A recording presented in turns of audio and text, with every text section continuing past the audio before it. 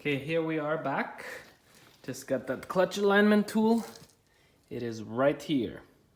So how it works is you can either buy them. They come in plastic forms.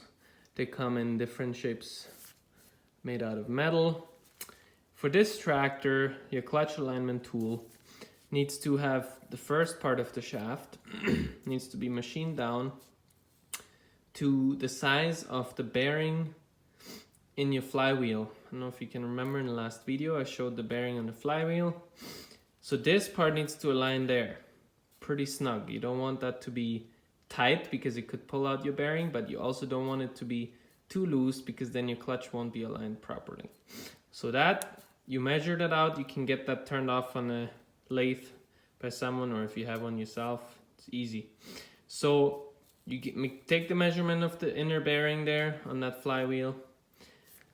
That's the first part. Then the clutch plate that we just talked about for the PTO, which is this one, that sprocket there, or that shaft I guess, basically take the same diameter. You can also measure the inside diameter on the inner clutch plate.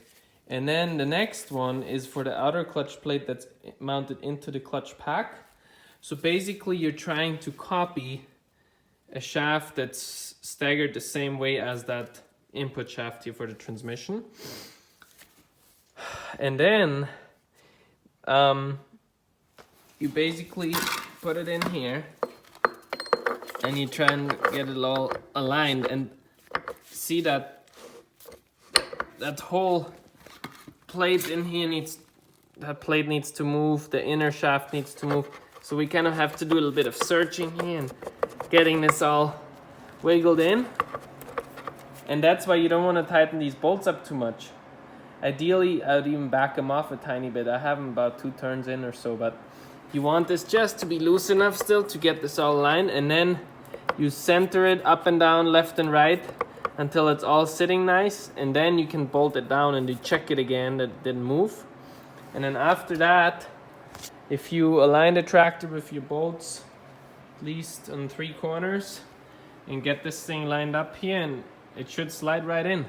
Takes a little bit of wiggling until it all aligns, but it should go together. I've done it before and it worked.